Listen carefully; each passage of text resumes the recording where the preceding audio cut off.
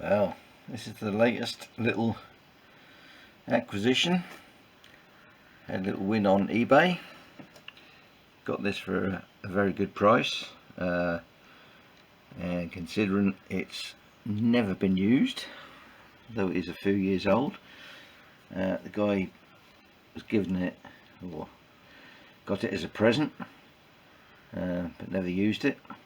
It's even still got the original shipping wax all over it. Rather dirty, so it will need a good clean up and oil. And what's happening with this camera? It keeps going out of focus. That will persist. Yeah, I mean, you can see there's a few bits I've stripped off it at the moment, simply to get it out of my vehicle. It wasn't so bad getting it in because the guy gave me a hand with it to lift it in, but to get it out on my own was another matter. He had a trolley which was sort of waist height, so it was easy just to slide it off and into the van. Did take a few bits off while we were there just to lighten the load, but I had to take a few more bits off, as you can see, just for me to handle it on my own. Got the motor up there, it's just a little bit dusty, and a few more bits in here, some more in there, pulley in there, so the pulley off the motor, some change gears in there. This is the cover, the pulley cover, which was the biggest pain to take off, and because I had to take all the switch gear out and the wires, and the reason I had to take that off is because you can't actually knock out the pin which goes through there, through the motor mount and through those, this bracket here. You can't actually knock that out when this cover's on.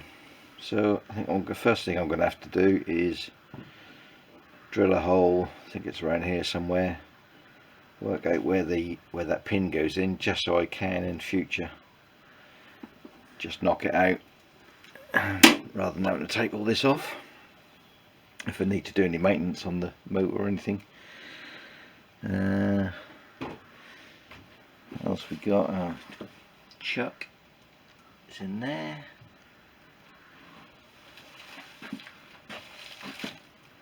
Tailstock, the idler pulley, some general bits and pieces. I mean, these belts have never even been on when I went to pick it up. Just all the usual tools and stuff that come with it. All the change gears are in there. This thing will focus. I think it must be the cold. It doesn't like the cold. Yeah, and even got the stand with it, which is there. Yeah, so I have actually just fitted some more sockets in. This is really slow to focus, this thing today. It must be really cold. Yeah, I just did from that point there, just run a couple of extra sockets in because I never had any power over this side, apart from what was on there, extension lead. So I've just run some run some more power. So the next thing is, as you can see, there's a bit of a mess here. I've been trying to clear space. I'm not too sure as yet where I'm going to put the lathe, but I ideally want it up near the mill, and I've still got my other little mini lathe under there. Incidentally, if you're after a mini lathe, these come on, focus. These Chester machine tools. Come on, let's come out here.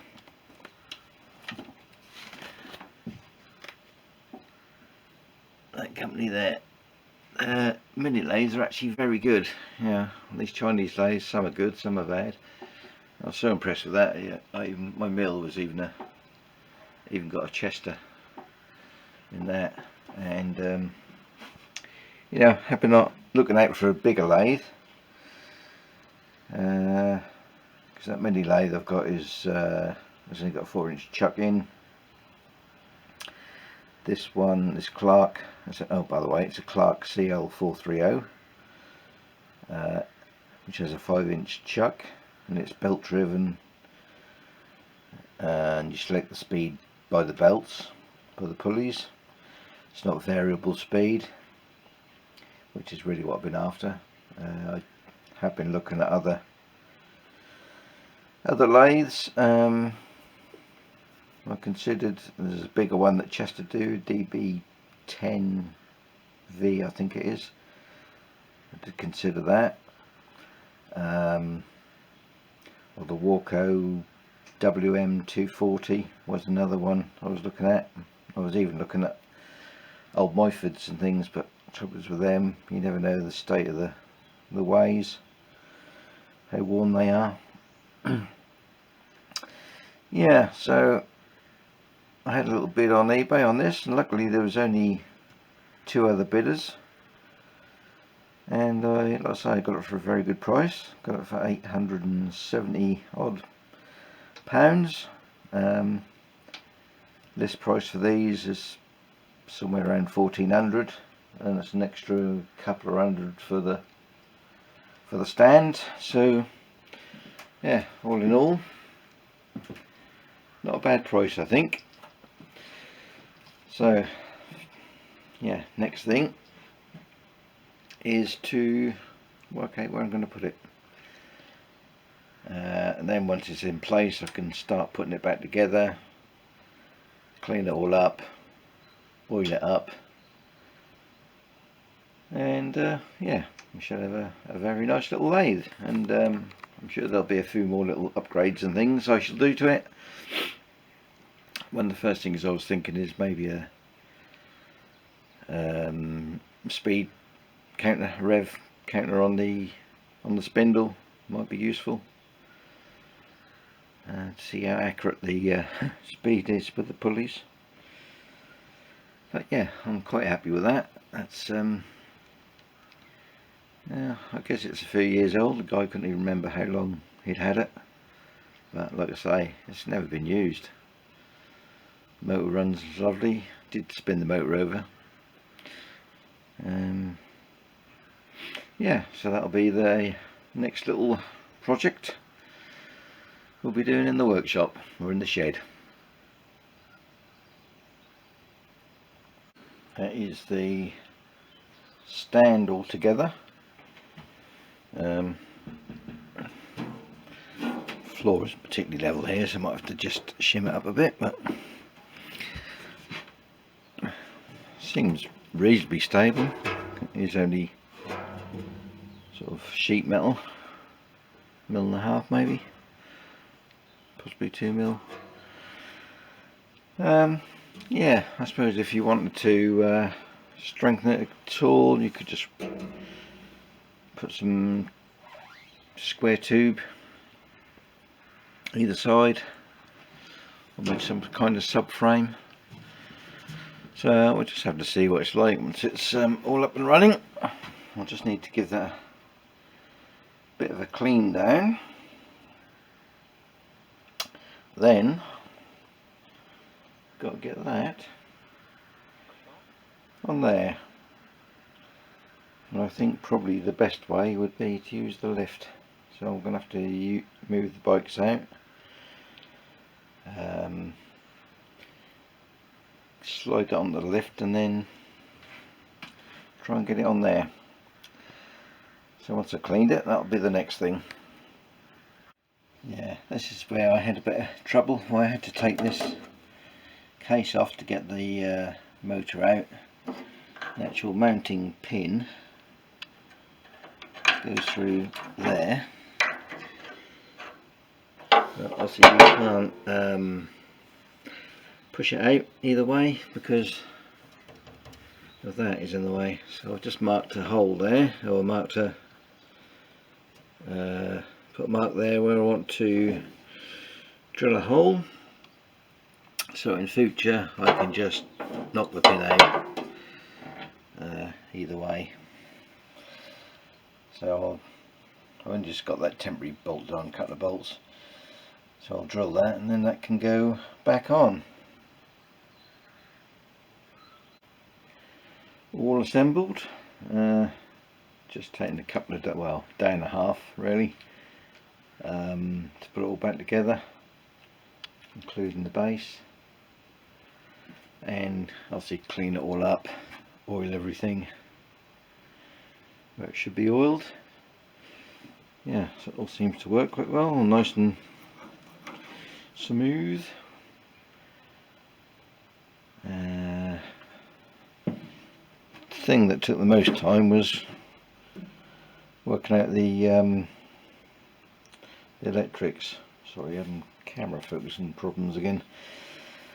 Yeah, because, well, I took some photos because I had to take all this off and this just to get it out of my my vehicle, and yeah, I took a few photos of the back of this, but the angles I could get, and there's not a lot of slack on the wires in there,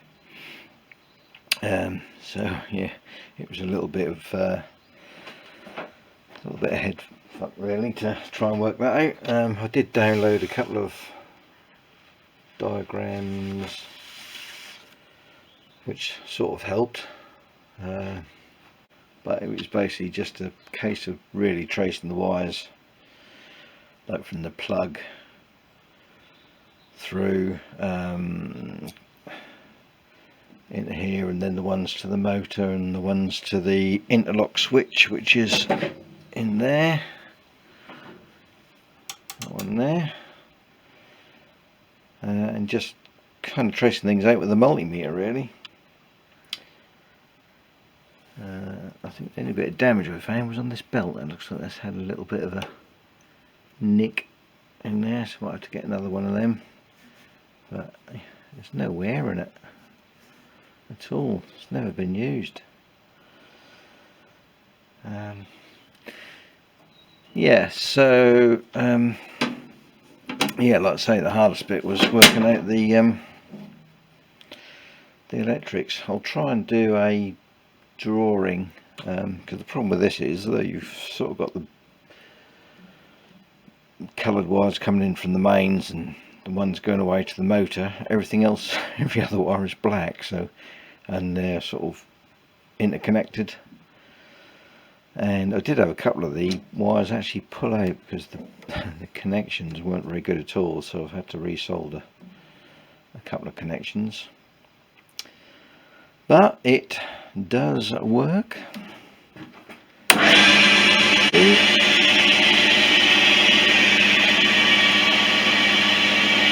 Nice, fairly quiet, and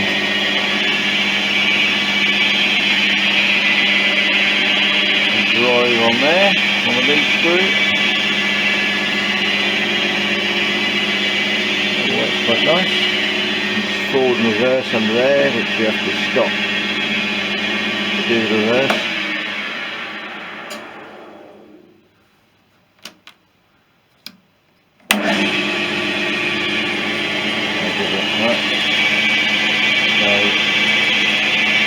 Running back.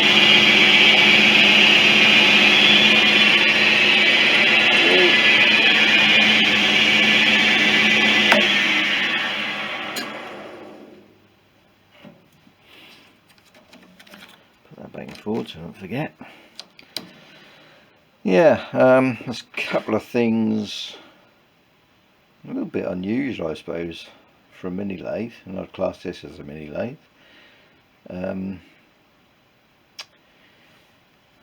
you haven't got any, there's no rack and pinion, so you can't traverse the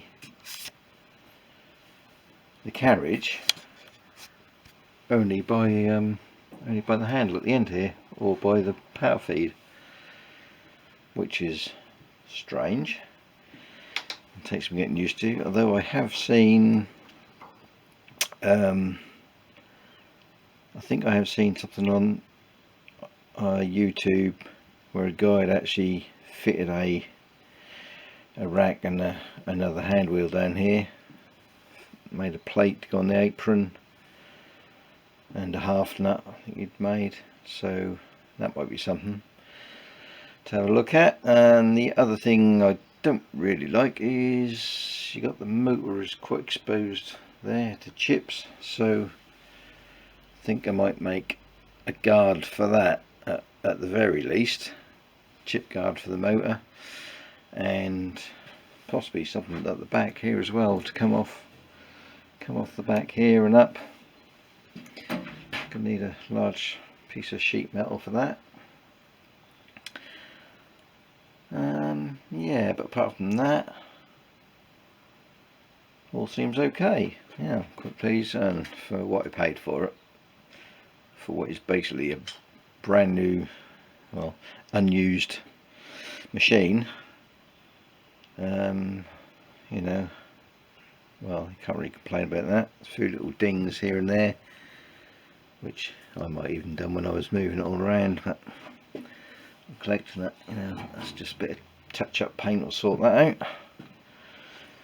Yeah, and then yeah, so change gears, MT4 dead centre, MT3 dead centre, a couple of spanners, Allen keys, the other chuck jaws, and yeah, bits and pieces in there, a few odd bolts, I don't know what they were for, extra ones, spare ones. Yeah, and that's the other, the idler pulley, and the other two belts you use with that, and the chuck guard.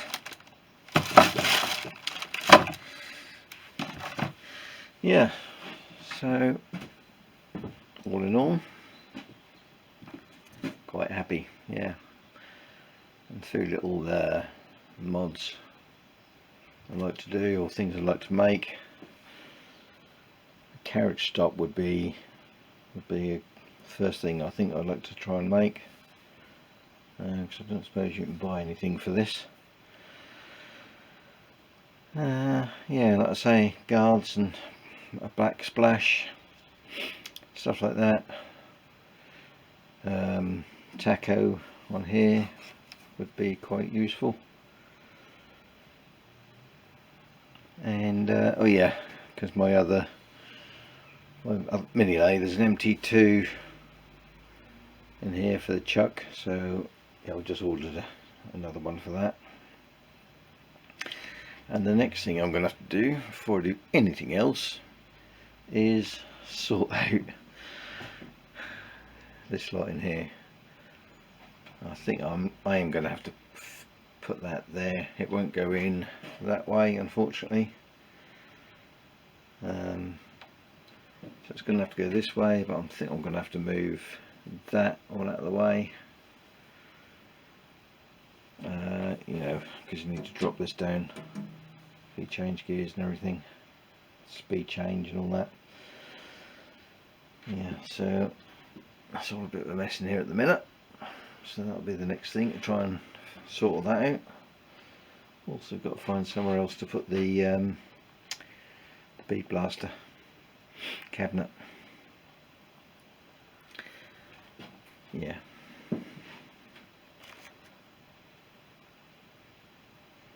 But there we are. So yeah, there will be a few more videos on this. There doesn't seem to be very many on YouTube to do with the Clarke CL430 or the 500. So I think it might be good to do a few on that. Yeah. So more to come.